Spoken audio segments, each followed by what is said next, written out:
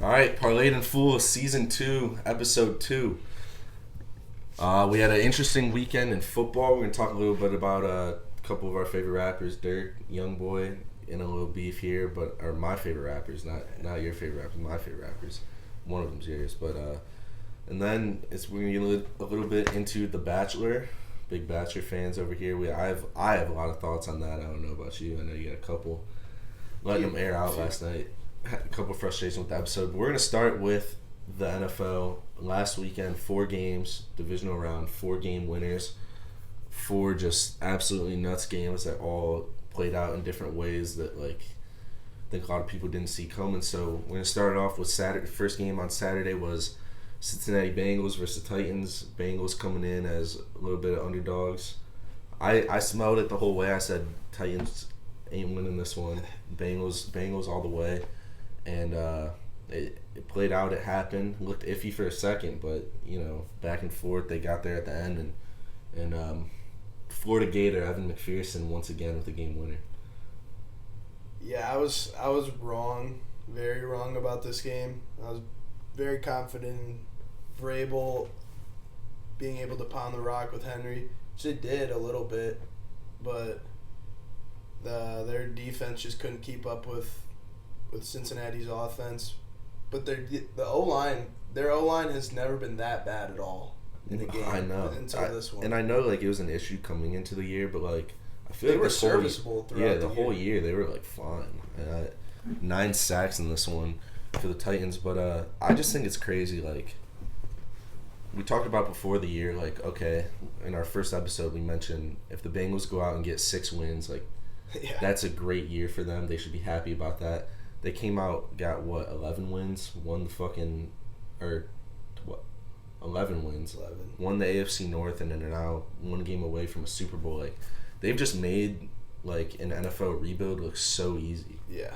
And it's they didn't do anything real crazy. They didn't go out and make any huge signing or anything. Trey Hendrickson ended up being a huge signing. Well, their 3 starting cornerbacks they all signed this year, free agency. Yeah, but none of them were they didn't go out and get a Stephon Gilmore. They went out and made dink and dunk signings that have been home runs for them. And Trey Hendrickson's been one of the best pass rushers in the league. But again they went best player. A lot of people criticized the Jamar Chase pick at first because they already had Higgins and Boyd, and they went best player available. Believe that their makeshift O-line could take care of business, and it worked out way beyond anything they could have imagined. Jamar Chase is a game changer. To have a guy like that who on anywhere from 3rd and 8 to 3rd and 12 or 13, that you can tell what they're gonna do. It seems like every time they need a big play, it's get Jamar Chase in 1-on-1 and throw it up to him and let him make a play. Yeah. And Burrow obviously is good enough to put the ball on the money, but also it's a lot of times trusting Chase to make an adjustment in the air, beat his man. Even if he's not a step ahead of him, he's still making that adjustment, making a play, getting out of bounds, first down. And it's happened so often. Big 3rd down plays for them.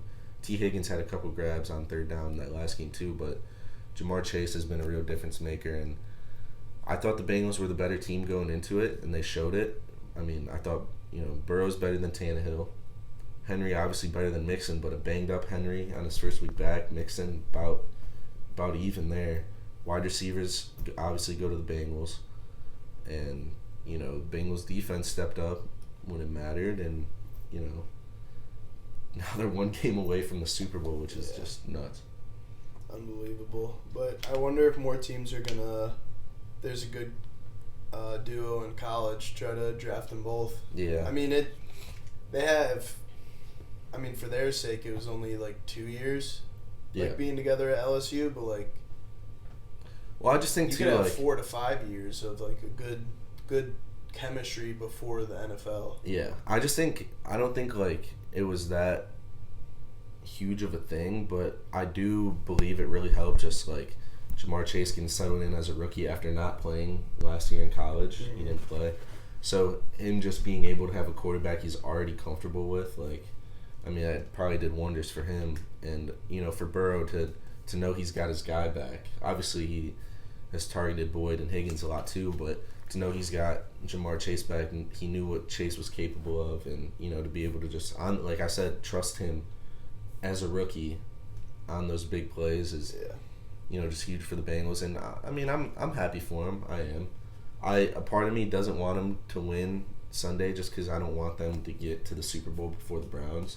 It's a little haterish thing, but I'm happy for them. They're not like, out of all the teams in the division, they're probably like our third biggest rival coming after the Steelers and Ravens. I mean, we beat them 7 of the 8 past times. Do we even consider it a rivalry anymore?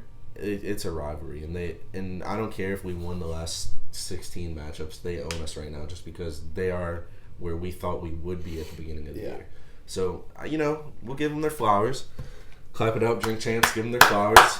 Joe Burrow, Jamar Chase, good for them. That's all I want to say about it. I don't know how I feel about them this weekend, but let's just move on. Second game, Saturday night. Kind of a shocker. A couple people saw it coming. Niners-Packers. Niners pull it out at the end. Only score 6 offensive points, get 2 field goals.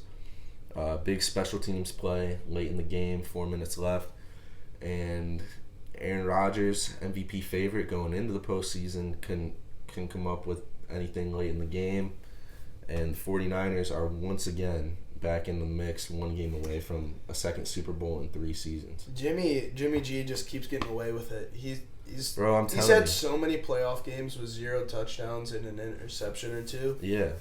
Bro, I understand, like, 49ers fans, the whole NFL fans, players, everything, they know he's not that good of a quarterback. But with that being said, and I'm not getting into him versus Baker at all, but I'm just saying, if he was an option this offseason, I would not be mad if we had Jimmy G on our team, because some people, in my eyes, there's no stat to measure this, and I know it's his defense and his O-line and his run game and having Kyle Shanahan as a coach, but some people just know how, like, some people just win games. Yeah. And Jimmy G just might be one of those guys that win games, and you can't tell me right now that if we had Jimmy G all of last season, that we wouldn't be in the playoffs right now, possibly playing this weekend. Yeah, I mean, he was under the Belichick tree and the Brady tree. There's no way he didn't learn stuff from them. Yeah. It's kind of, he's proven in every postseason. We talked about it in last episode, and it's kind of what happened is, like, all Jimmy G has to do with the 49ers right now to win games and put them where they're at is just be the bare minimum game manager. You don't need to ask him to go make ridiculous throws and plays and, run out of the pocket and throw 40 yards downfield like the Packers needed Aaron Rodgers to do. But you just need him to be a game manager. And he almost wasn't. He threw a bad interception trying to force one to Kittle, trying to make a play. But when he just navigates the game, manages the game, and if he learns to do it well, if he has a good defense around him like he would have here in Cleveland, if he has a good run game, which he would here in Cleveland, they win game. He wins the games. That's what it is. And like I said, it's nothing about Baker. It's nothing about, what should we do next season. I'm just saying I wouldn't be mad if that's what happened because, like I said, you have Jimmy G for all 17 games this year. We're probably 10-7 in the playoffs. I mean, I think he was worth 2 more wins this year because, like I said, manage the game. Yeah. And you can't tell me he wouldn't be perfect for a Stefanski offense where he doesn't have to, he's simplified it down for Baker to where it's play action, roll out, hit a guy 10, 15 yards, hit a tight end. Our offenses are very similar. Like, Shanahan's a big, pound the rock guy. Think of, the running backs that have had success in San Fran the past 4 seasons. Mm-hmm. Granted, a lot of it's due to, people going down, getting injured. He's huge on, an RPO too, play action and all that. So, I don't know. That's a discussion for another day, but, I mean, props to Jimmy G. But let's talk about Aaron Rodgers for a second. Get off the Niners. Congrats to them. In the NFC Clap it up. Clap it up. Clap it up. 49ers. Give them their flowers. Give Kyle Shanahan his flowers because 2 years ago, Super Bowl, kind of lost the lead late in the game there. Part and due to Jimmy G not being able to make throws, but had a rough year last year, and I saw it, and people won't claim it now because they're 1 game away from the Super Bowl, but there were people questioning his ability as a head coach last year. Yeah, a little bit. And right now it should show there should be no questions, but Aaron Rodgers, Packers falling short, another year falling short. 0-4 against the Niners in the postseason in his career. Still only has one Super Bowl appearance, which he did win and win MVP. But what's the discussion on Rodgers now?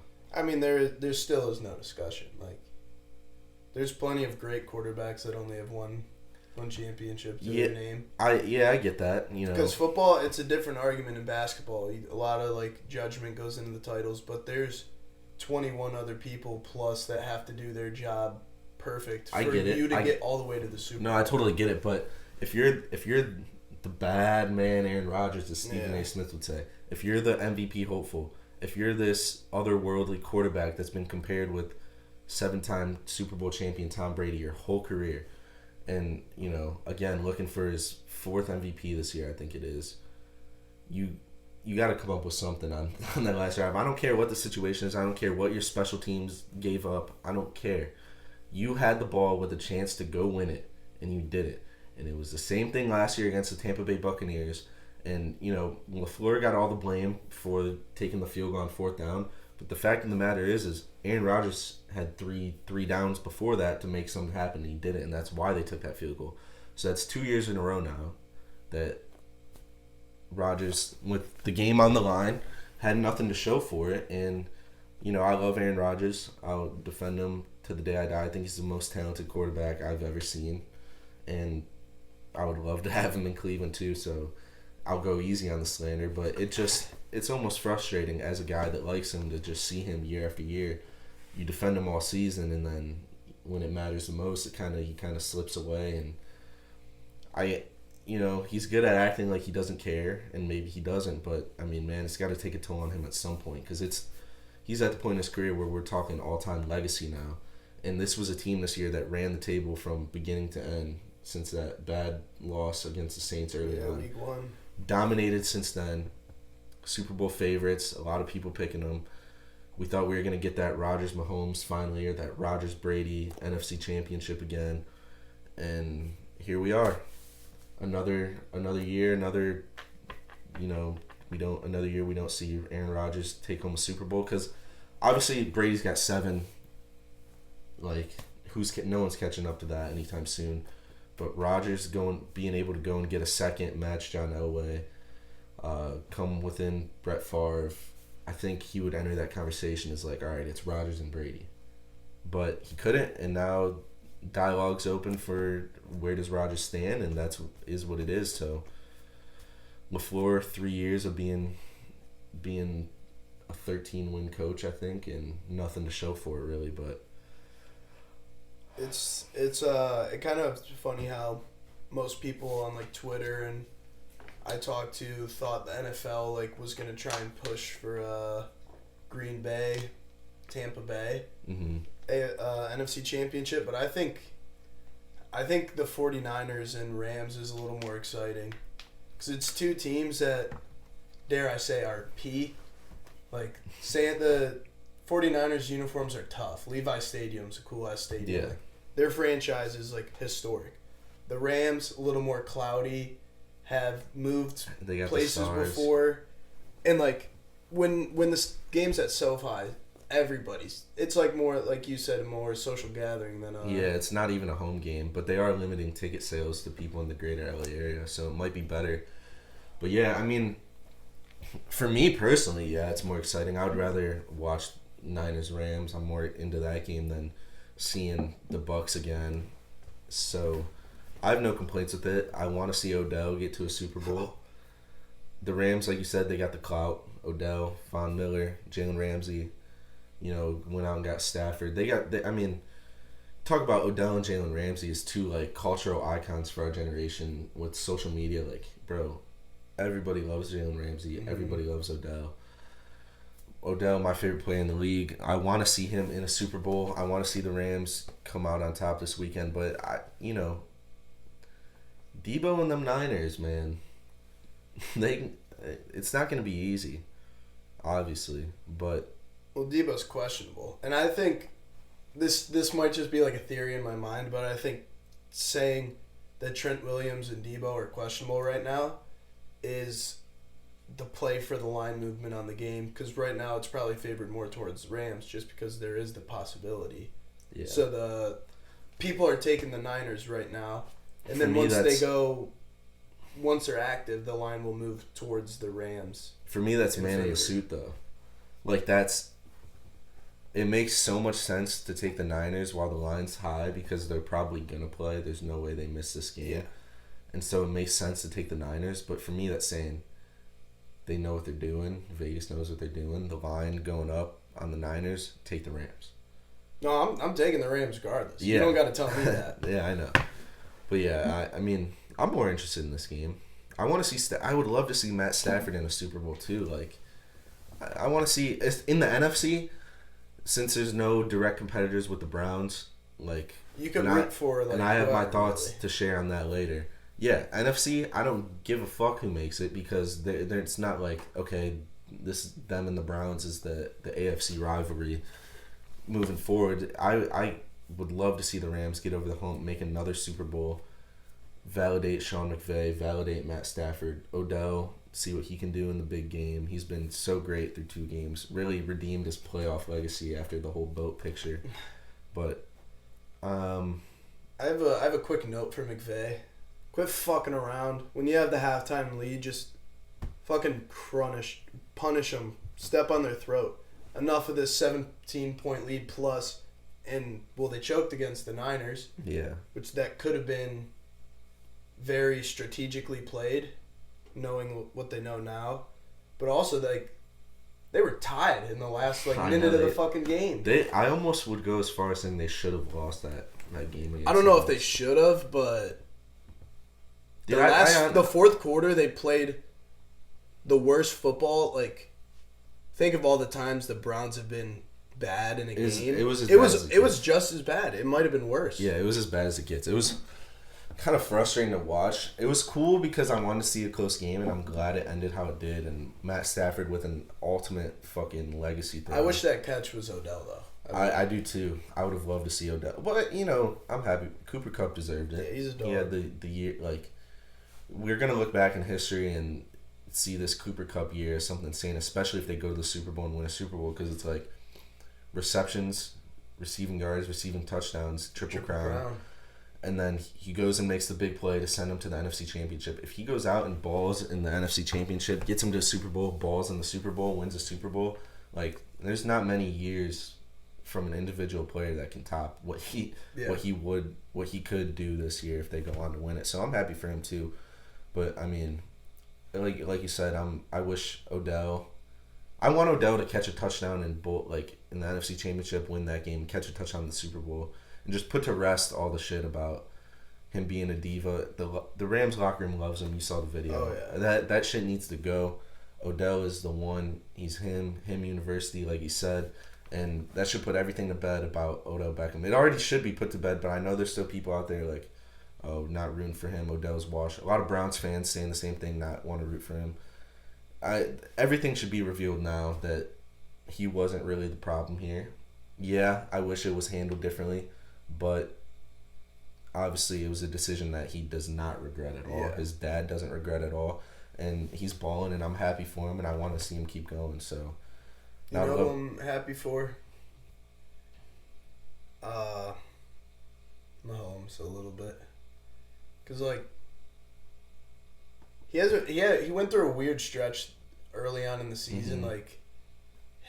I think he's thrown an interception in more than half the games, and earlier on in his, well, I shouldn't say earlier on in his career, he's still so young, but the few seasons before, it was rare to see him playing consecutively like that, and he's got a swagger back. Kelsey's got a swagger back. Tyreek's never lost his swagger. There was a point early in this year where everyone was like, okay, maybe the Chiefs are dead. For a second, I thought the Browns were going to do better than the Chiefs. But I think in the back of our head, everyone wanted to believe that the Chiefs were dead. But I think in the back of our head, everyone knew was they're going to get this shit together. Yeah. And they did, and here they are again. So let's talk about that game before we get in, to anything else, because I have something to say. When and this is gonna hurt some feelings because I know there's a lot of Buffalo people in Cleveland at John Carroll right now. But when the fuck did the Bills become America's team? Yeah. When did that happen? When was it so like cool to root for the Bucks and Bills Mafia and their tailgates and all that? And that's cool for them to have, and they could be super passionate about it. No hate to Bills fans, but I don't get it. It's like Browns fans when they lose, it's like, all right, we're rooting for the Bills. That's your competitor in the AFC. You shouldn't want the Bills to get over that hump and beat the Chiefs before you do. The Chiefs have already been there. I have no problem rooting for the Chiefs to get there because they have nothing to prove that they're better than the Browns. We already know that. The Bills, however, do. And so for all the people out there like Bills Mafia, and it's not even Browns fans, it's like all of America is rooting for the Bills, and it's, you know, America's team, and Josh Allen's the biggest sweetheart in the world. Fuck that. You should not be wanting a team on par with you to just go ahead and, you know, prove that they're better. Prove that the guy that you selected your quarterback over is better than your quarterback. You shouldn't want that to happen. Sure, you could agree with it. Yeah, he's better. Yeah, I wanted him at the draft. But it's like, why would you want to admit that he's been better and he is better? You shouldn't want that. And, you know, this whole thing of, like, him being such an underdog, got picked in the top 5. He got picked right after Baker. I mean, someone else gets the first pick, they might take him over Baker. It's not this huge underdog story. He was good from the jump. He might have been the number 1 pick if the racist tweet never surfaced. I don't know about that, but I mean, fucking it just pisses me off. It's like everyone rallying around the Bills as if they're like, you know, the Falcons get clowned for years because of how they haven't been able to get over a hump and how they blow leads. But the Bills get fucking glorified because people feel bad for them because they lost 4 Super Bowls and their fans are so passionate and stuff. It's like, why is it, you know, hypocritical for both sides? Like, it should be kept even. The Bills are the Falcons of the AFC. They can't get over the hump. They can't get to the Super Bowl, and we should clown them for that, just as we clown the Packers them too. But just as we clown the Packers, the Cowboys, the Falcons for not being able to get over that hump, blowing leads and stuff like that. So I think the Bills should be held to an equal standard as all the other teams that just can't get there. And I hate the fact that they've become America's team. But it's kind of similar to the Bengals. Like, if you're a true Browns fan, and you also live in Ohio, and you're like, I just want to see an Ohio team do well. Yeah, fuck go that. Go be too. a Bengals fan. Fuck that. You think too. in Europe, a Manchester City fan would ever say that about Man U? Yeah, if they live in Manchester, yeah, that shit's crazy to me. Yeah, that's equal to in the City being eliminated from the Champions League and then being like, oh, I want United to win because they're literally in our division. Why would you? And like I said, it's the same as the Bills, AFC competitor. Why would you want them to get over that hump before you? Root for the Chiefs this weekend. I don't care if the Chiefs beat us last year. I don't care if they beat us week 1. I don't care if you're sick of seeing them in the Super Bowl. You do not want to hear an off season of sucking off Joe Burrow, sucking off Josh Allen, comparing them to Baker. How we wish Baker was like them. Fuck that. You want the offseason to be about how nobody can beat Mahomes again. And then you want to root for your guy and your team to go out and do it next year. And that's how it should be. If you're a Browns fan rooting for the Bengals, fuck that. You can like Joe Burrow all you want. I like Joe Burrow. I like Jamar Chase. I gave them their flowers early on in this episode. You can like them. You could, be happy for them. But you should not fucking root for them because I promise you do not want an offseason of dealing with that conversation about the Bengals or the Bills last weekend. That shit's dead to me. Fuck that. Fuck the Bills. Fuck the Bengals. Happy for them. Let's clap it. Let's clap it up. Clap it up. Big chance. Clap it up. But that's my little rant. It's been boiling in me for a while. I wanted to see the Bills lose so I can have that to say. And Bills Bengals AFC Championship would have been literally my worst nightmare. Oh, it would have been horrible. I wouldn't even wanted to watch it. I don't even know who I would have rooted for. Don't even ask me, because both teams, fuck them, and that's all. I'm gonna end it there. That's all I have to say about those 2 teams. Let's talk about the teams that are still in it: Chiefs and the Bengals. Obviously, I've given my thoughts. I want the Chiefs to win. I think the Chiefs will win. I don't think they could come off and win like that. How they pulled that out against the Bills and come up short in the AFC Championship. Mahomes, 4 years as a starter, I think he's going to reach his third Super Bowl in a row, and I think they have a better, with the teams left in the NFC, I think they have a better chance of winning it this year than they did last year. And the Chiefs are still the Chiefs. It was always the Chiefs in this one. It really was. I think, I don't know if that headline was true, like Burrow saying how he thinks some SEC schools are louder than NFL stadiums. But if that is true, like, Arrowhead's going to be loud. Oh, they're going to bring it. He's in for a rude awakening.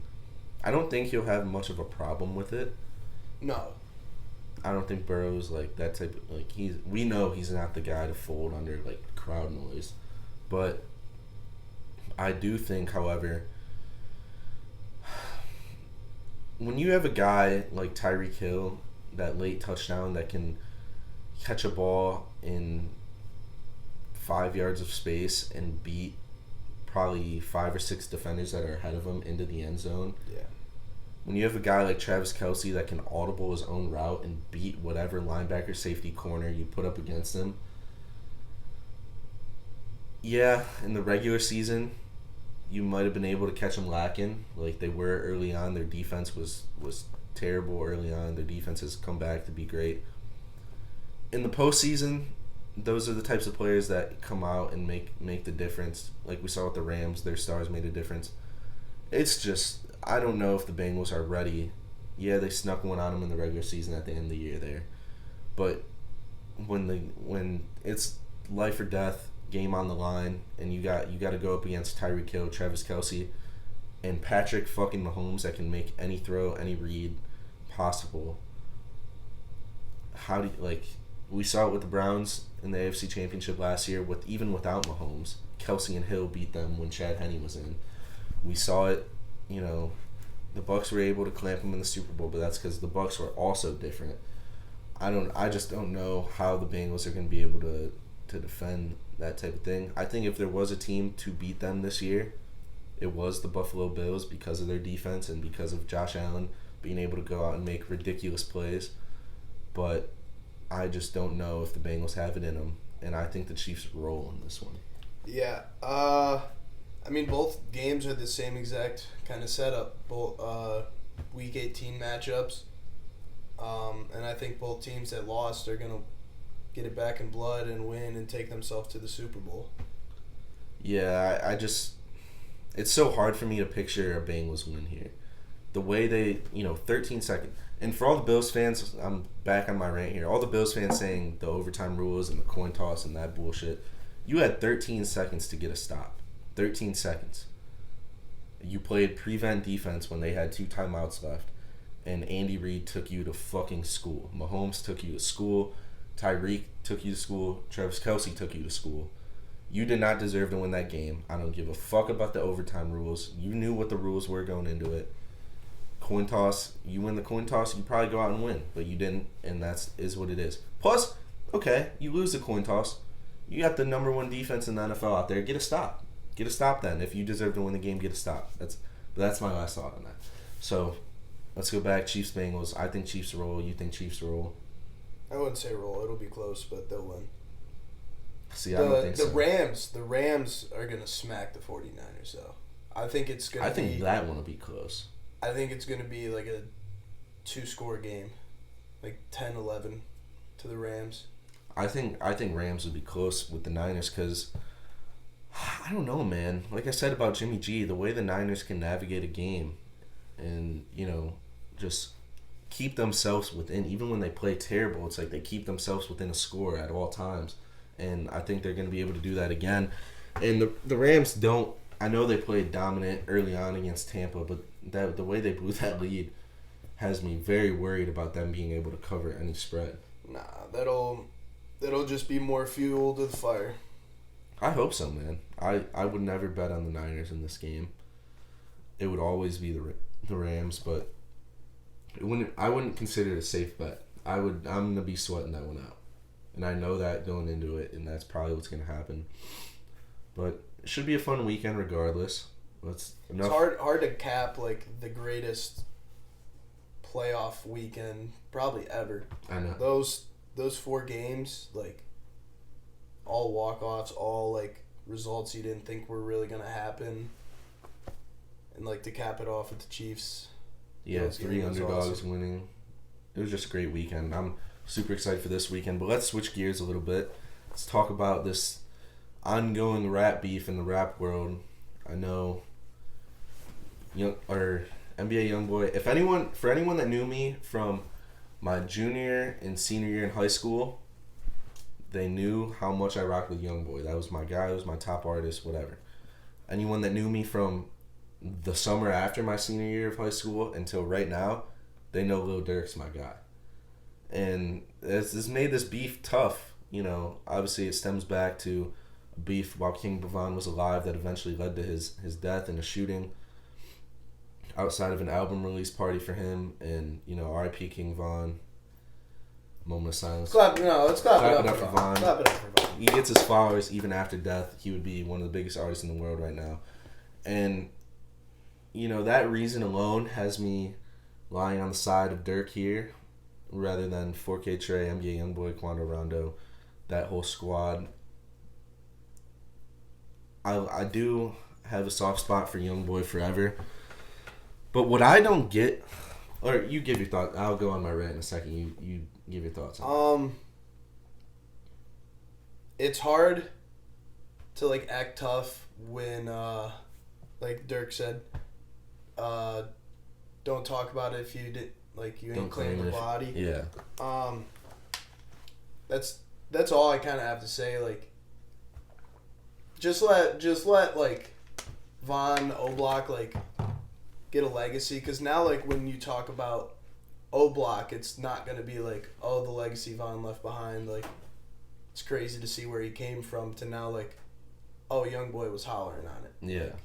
So it's fucking stupid. And what the worst part about it for me is the fans getting so into it because, enjoy your artist. Why would you encourage your favorite artist to be in a rap beef and go get it back in blood and, slide for people?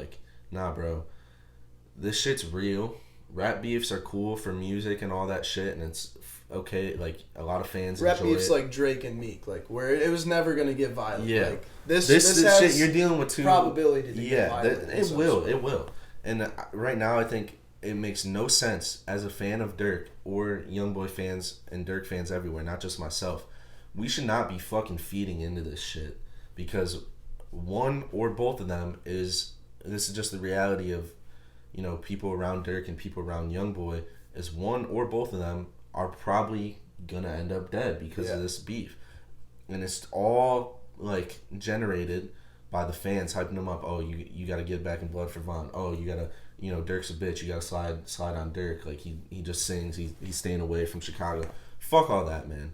If your favorite rapper's in a rap beef, you should want them and encourage them and beg it under their comment section, not for them to go kill the other dude, but hey, go move to fucking Montana, live in a crib there, make music, and stay the fuck away from all of this.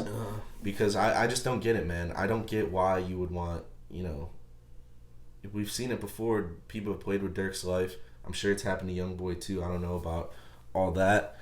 But man, they got kids too. They have families. They have baby mamas to take care of, kids to take care of.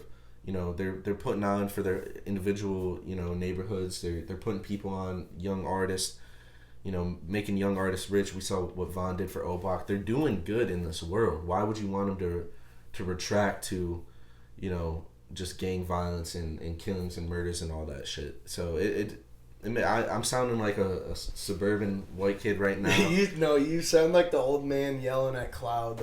No, but it's true though. No, you it's right. true, and it's just so stupid. And that's the mentality now.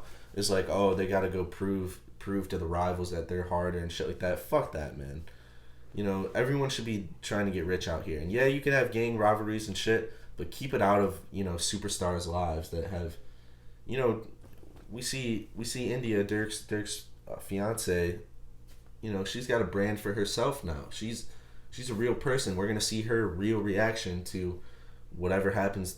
If something happens to Durk, we're gonna see it in real time. That's not something I want to see. And Yaya too. If something were to happen to Youngboy, yeah, it's crazy, bro. It's crazy that it's so. People feed into it so much about that they gotta fuck each other up and be rivals forever. It's like, man, come on. That's a great point because I think this ties in well with The Bachelor. Like, you're saying people, like, hyping it up. Like, it's kind of what's happened. Like, whenever there's some drama or something said, like, away from The Bachelor, it always gets brought into The Bachelor. Just like the Cassidy situation. Yeah. So we're switching gears big time here to The Bachelor. Oh, yeah. But I've been dying to talk about this the whole time. I know you got some thoughts on Cassidy. Let's hear them. She deserves an invite back. I'm with it. For a few reasons. One, like, the story was altered a little bit when it first was brought to Clayton. Yeah. It didn't help that she tried to, like, say it was just a friend, which it could have been just a friend that they were hooking up. Yeah. She did say friends with a lot of people are like, oh, she's lying. She didn't lie. She just didn't tell the whole truth. Yeah. There's a difference. She didn't say that there was nothing. She said that she had a friend from back home, but it wasn't going anywhere. She didn't say they were fucking. That's what she left out. But, dude, today's day and age, you'd be hard-pressed to go find a single girl. You know, you meet a girl at a bar, you meet a girl on Tinder, whatever the fuck you do. You'd be hard-pressed to find a girl that is just chilling and there's not been a guy in their life in the recent months. And not even with a consistent relationship, just that they're hooking up with. You'd be hard-pressed. That's today's day and age. That's what it is. It's easy to be like that. And it's same thing vice versa. I'm not just saying girls are like that. Guys are like that too. It's hard to go out there and just meet a guy or meet a girl that's just been like just chilling for the past 8 months or whatever it is. There's always going to be someone in their life, you know, and if they tell you otherwise, they're probably fucking lying. Uh-huh. And so, everyone's got a past. I get he was mad about her not telling all the truth, but to kick her off when she was very clearly passionate about him, I think that was clear. I don't think, you know, she was plus 300. And there's the one. Bro, there's a difference too. There's a difference too that girls that cause drama because of themselves and girls that cause drama with the other girls on the show. Cassidy's drama was all surrounded by herself. She wasn't out there, you know, going snitching on another girl, this and that. Her drama was herself, and they should have dealt with that one-on-one.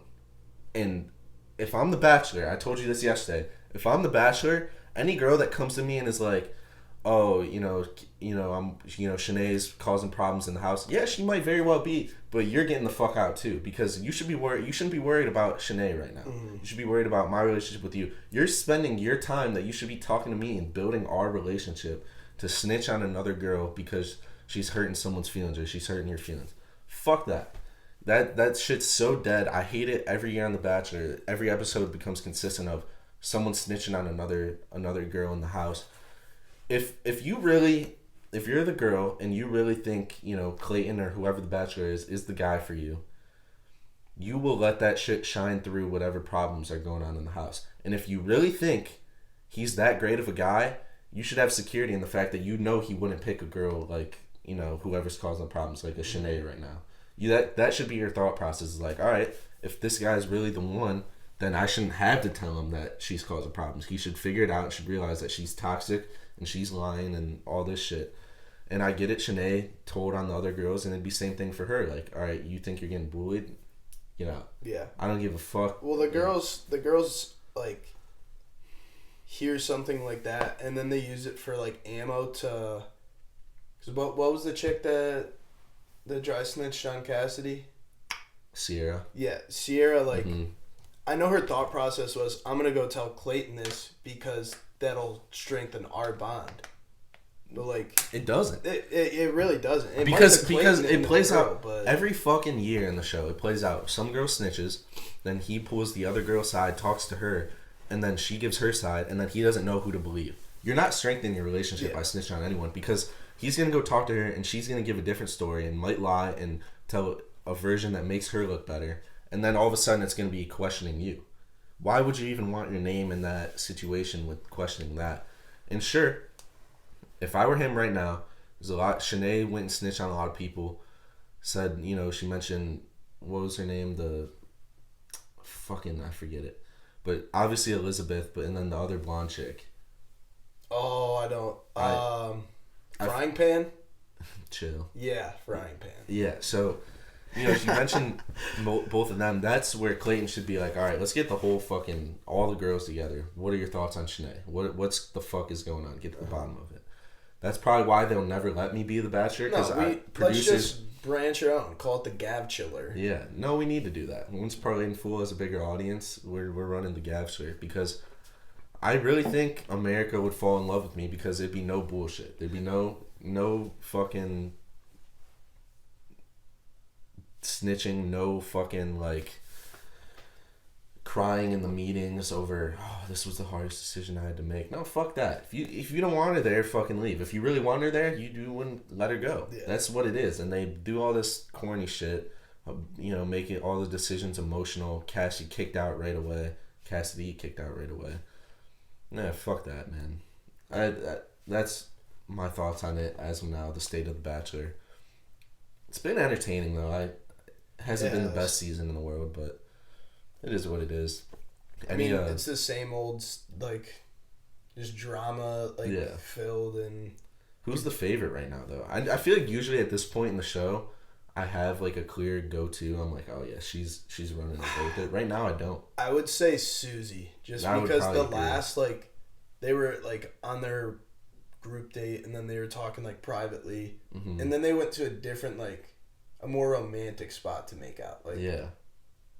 I don't know if it was Susie's idea or Clayton's idea, but there was a reason why it moved there. So I think she would... Him and Susie seem to really hit it off, because she kind of brings him out of his shell a little bit.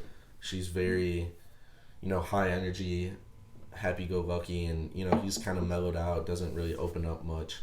So I think that's a good fit, and I think he likes being around her right now. But other than that, I like the chick from, that went to OU, Florida, flight instructor. Yeah. I don't know her name. I think it's Sarah. Either. Sarah? No, definitely not Sarah.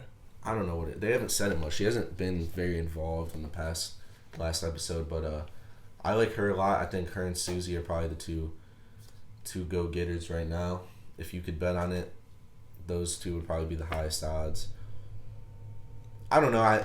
All the girls that are involved in the drama usually end up going, so I have no faith in Shanae or Elizabeth right now. I think that'll end up going. No, I think Elizabeth will last longer than most dramas will, just because, like, they did show the clip of her making shrimp, like, and if Clayton were to, like, go to the group and, like, talk about it, like, her name will be cleared. Mm-hmm. But I don't think Clayton will ever do that. Yeah. So, the one chick who had the one-on-one last night, too, will be around for a while. Yeah. Again, they don't remember her name. They seem to have fun. They seem to have a lot of fun together. That was weird, man. The whole underwear, I didn't like that too much. He's like, yeah, I really like your quirkiness. I don't know, like, quirky's not like that. Yeah. She goes, I'm quirky? Yeah. Like, dude. That's not the best word to use. Yeah, no, I don't think he's too into her. He gave her the rose for the date. Well, actually, Nicole Eggert gave her the rose for the date. And I don't know. Their vibe didn't seem too crazy. He seemed kind of off with her. I really think the vibe right now is Susie and OU chick. And they're both very attractive girls too. Like, I think he's definitely, taking that into consideration as well. It's not all about personality on the show, believe it or not. But I don't know. Clayton's not the most entertaining guy in the world. Nah. He makes me miss Matt, miss Peter, and it is what it is, though. It's been entertaining. I'm excited to see where this Shanae drama goes. I was mad last night, but for the sake of the show, I'm glad Shanae's back another week. Yeah. That'll give us something to, like, cause something to hate. You gotta have a heel. It's like the WWE. You can't just have all title contenders that are good guys. The Jeff Hardys of the world. There's always got to be Edge, ultimate opportunist. There's always got to be legend killer Randy Orton era. There's always got to be those villains, the D-Generation X, and The Bachelor's the same way. You can't have all likable people, because then it's hard to watch the show. It's hard to, you tune in every week to see the people you hate leave and the people you like stay. All the other bullshit in between is neither here nor there. That's what you tune in for. That's what they stick with, and that's why Shanae's still there. Yeah. But other than that, I think that's a wrap for episode 2. A lot of different topics, from football to rap beef to The Bachelor. That's why it's called Parlayed in Full. So we're just going to wrap it up here. It's been kind of a long episode. So we'll see you guys in the next one.